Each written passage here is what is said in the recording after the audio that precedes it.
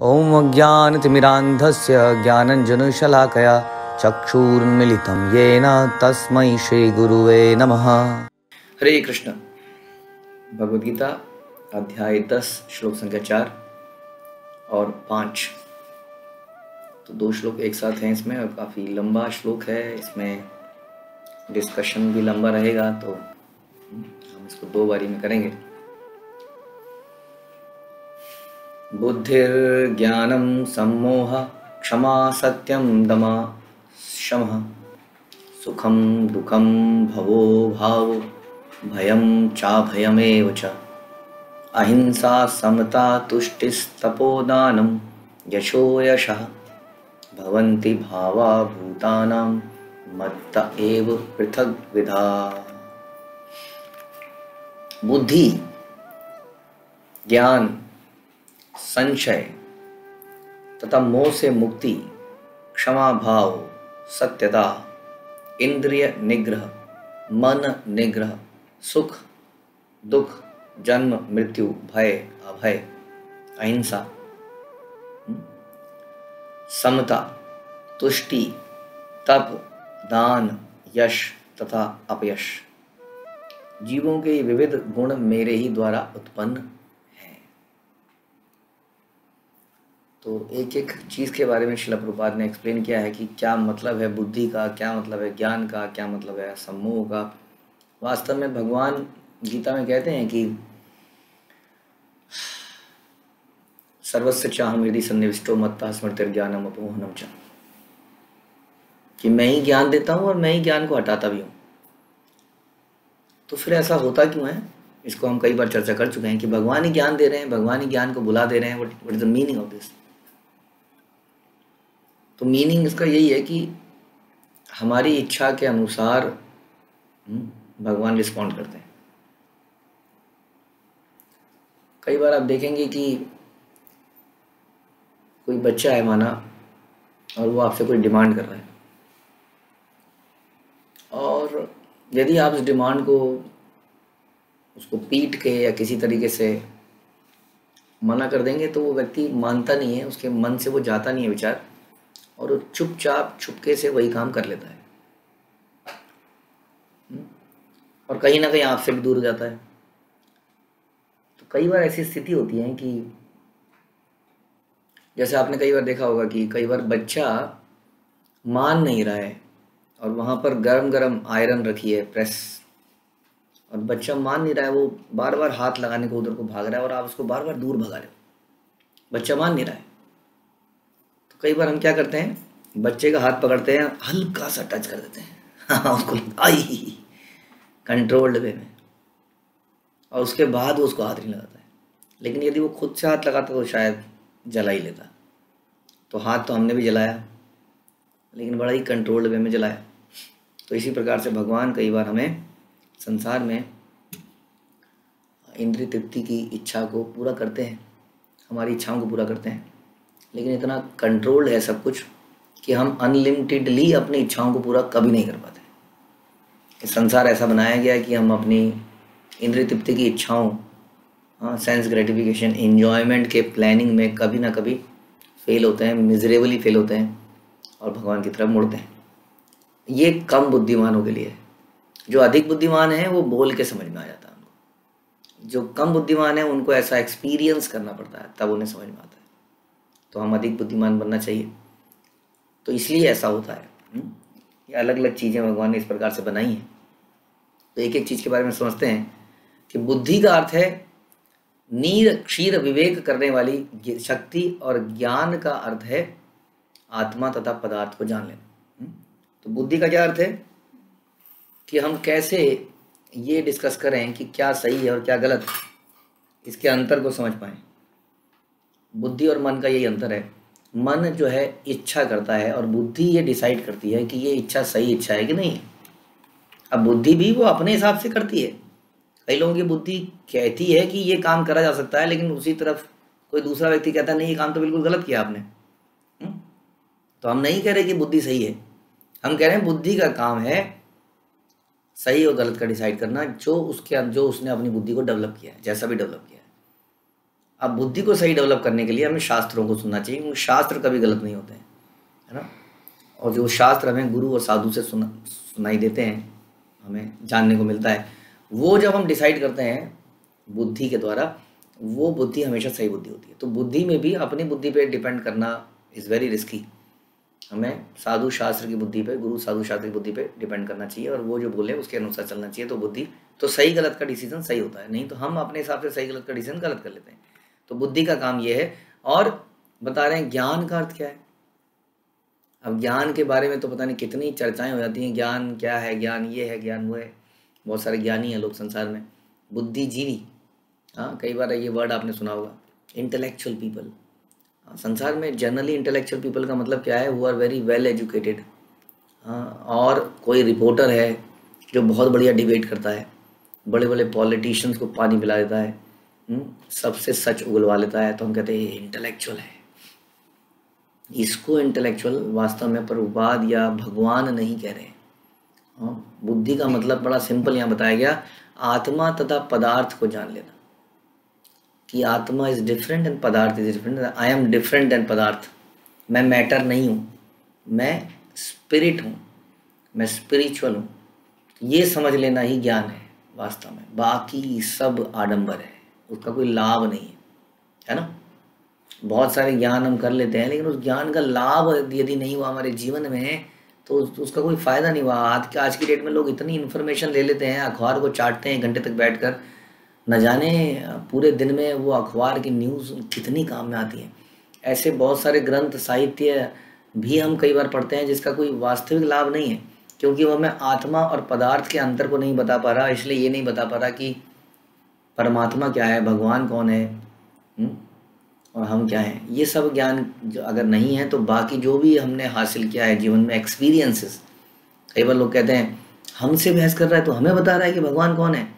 हाँ, मैं तेरा बाप हूँ, मेरी उम्र इतनी है, मेरे बाल सफ़ेद हो गए, जिस स्कूल में तू पढ़ता था मैं उस स्कूल में प्रिंसिपल रह के रिटायर हो चुका। मतलब ऐसा मजाक में या ऐसा बोलते हैं, लेकिन वास्तव में उस एक्सपीरियंस का कोई लाभ नहीं है। ये ऐसे ही होगा कि बड़ा हुआ तो क्या हुआ, जैसे पेड़ खजूर, पंथी को छाया नहीं फल ला गया थी दूर। तो बड़े होने से ही, साल बिताने से आप एक्सपीरियंस्ड एंड नॉलेजेबल नहीं बनते, जब तक कि आपके पास आत्मा और पदार्थ का ज्ञान नहीं है, परमात्मा का ज्ञान नहीं। तो ये है ज्ञान। प्रभुपाद कह रहे हैं विश्वविद्यालय की शिक्षा से प्राप्त सामान्य ज्ञान मात्र पदार्थ से संबंधित है, इसे ज्ञान स्वीकार नहीं किया गया। ज्ञान का अर्थ है आत्मा तथा भौतिक पदार्थ में अंतर को समझना और उसके अनुसार कार्य करना। आधुनिक शिक्षा में आत्मा के विषय में कोई ज्ञान नहीं दिया जाता। Medical science one of the top most toughest education in India, in anywhere I think. उसको पढ़ने में आदमी का बिल्कुल सब कुछ निकल जाता है। उसमें भी आदमी क्या जान पाता है, only gross body, not even the subtle body. मन बुद्धि अहंकार को भी नहीं बताते हैं, केवल ये गुर्दा है, ये फेफड़ा है, यहाँ से काटेंगे तो ये नस जा रही है, ये यहाँ से ये जा रहा है, ये ब्लड जा रहा है, ऐसे जा रहा है, ऑल ग्रॉस। इसलिए प्रभुपाद कह रहे हैं कि कहीं पर भी आत्मा के विषय में कोई ज्ञान नहीं दे रहा है, सूक्ष्म शरीर के बारे में ज्ञान नहीं दे रहा है, जो अभी हमने सुना, जिसमें से एक है बुद्धि। तो आधुनिक शिक्षा में आत्मा के विषय में कोई ज्ञान नहीं दिया जाता, केवल भौतिक तत्वों तथा शारीरिक आवश्यकताओं पर ही ध्यान दिया जाता है। फलस्वरूप शैक्षिक ज्ञान पूर्ण नहीं है। अब है अगला असम्मोह,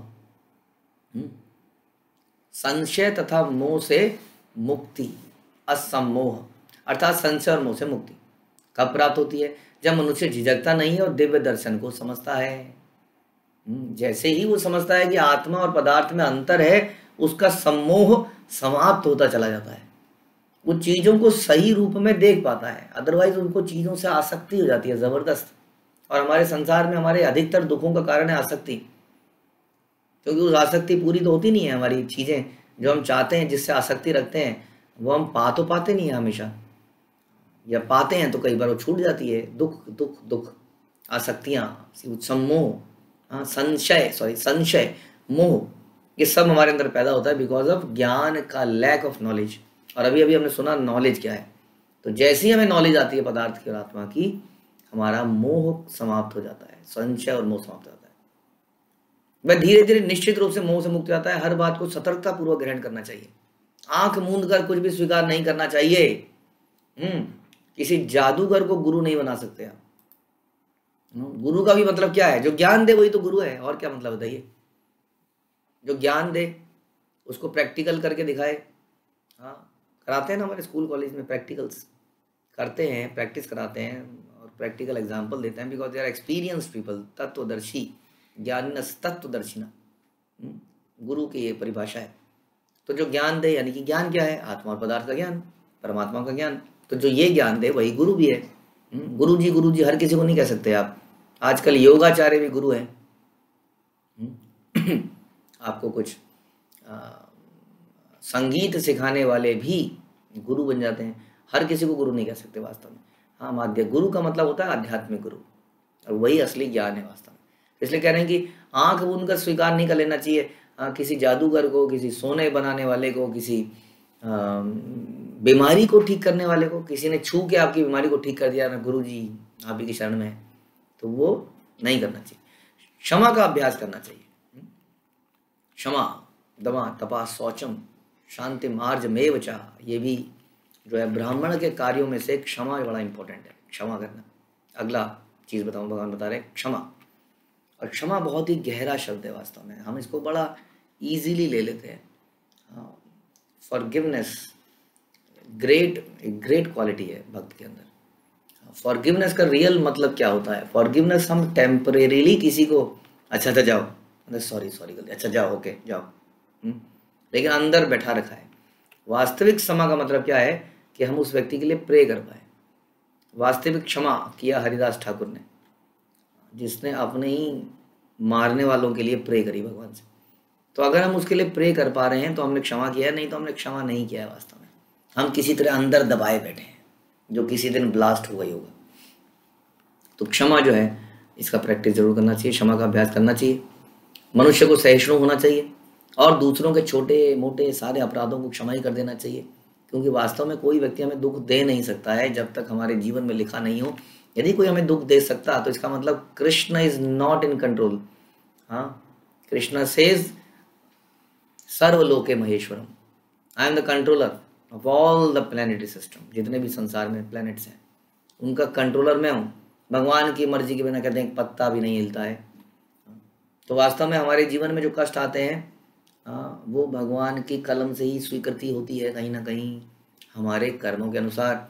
जैसे एक जज जो है स्वीकृति देता है इसको 2 साल की सज़ा दे दी जाए, हाँ, हमारे उस आदमी के कर्मों के अनुसार, लेकिन स्वीकृति फिर भी उस जज की जाती है। हाँ, यानी कि उन्होंने असेस कर लिया this much punishment is okay. इस संसार में जज से गलती हो सकती है, क्योंकि गवाह भी गलत हो सकते हैं, इल्यूजन है चारों तरफ, लेकिन भगवान के डिसीजन में गलती नहीं हो सकती है। यदि हमें परेशानी हो रही है तो इसका मतलब हम कह रहे हैं oh Krishna, I don't agree with your decision, क्यों मेरे साथ ऐसा हुआ। तो ये है, इसलिए ये है वास्तविक क्षमा। कई बाकियों के अपराधों को क्षमा कर देना चाहिए, इसको वास्तविक क्षमा कहते हैं। हमारे ऊपर जब कष्ट आता है, जब हम तब भी उसके ऊपर प्रे कर पाते हैं, तो उसको रियल क्षमा कहते हैं। उसके बाद है सत्यता। सत्यम का अर्थ है तथ्यों को सही रूप से दूसरों के सामने प्रकट करना। तथ्यों को तोड़ना मरोड़ना नहीं चाहिए, क्योंकि हम बोल नहीं पा रहे हैं, शर्म आ रही है, क्या करें, कैसे बोलें इस बात को। हाँ, खाने में आपको ये नहीं खाना, मांस नहीं खाना चाहिए, बोला नहीं जा रहा है, क्या करूं, इतने सारे मांसाहारी आए हुए हैं, भाग जाएंगे।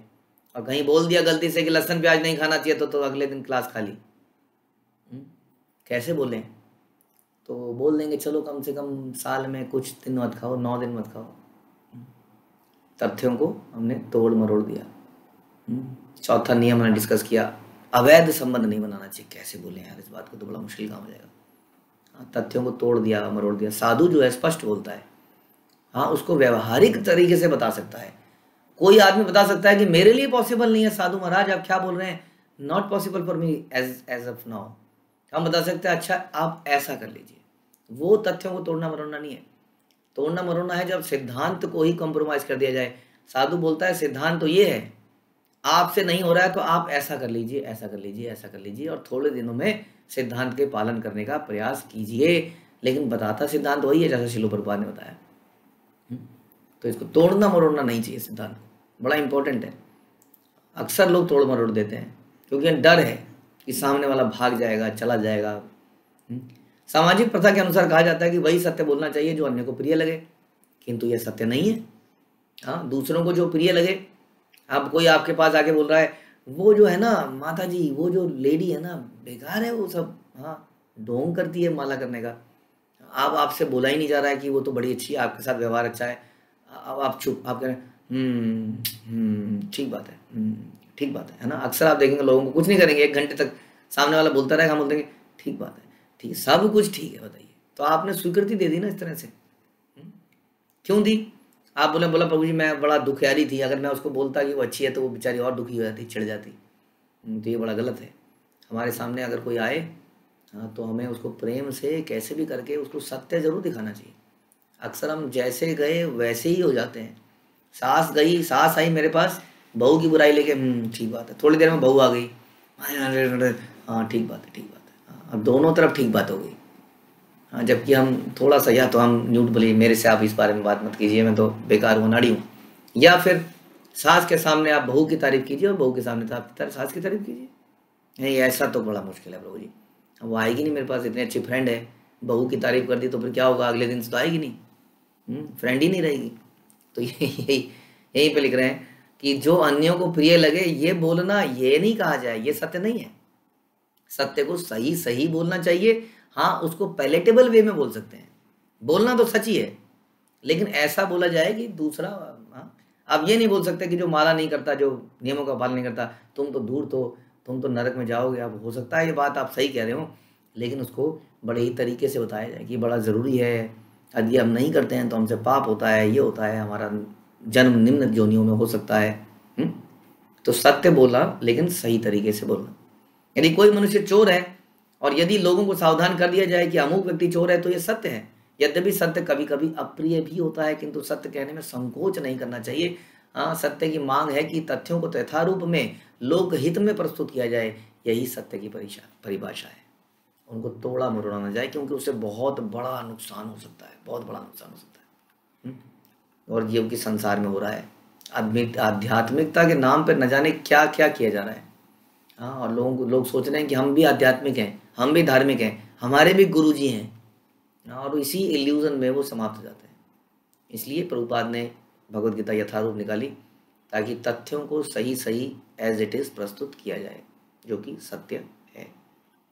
यहीं पर समाप्त करते हैं। हरे कृष्णा। श्रील प्रभुपाद की जय। भगवद गीता की जय।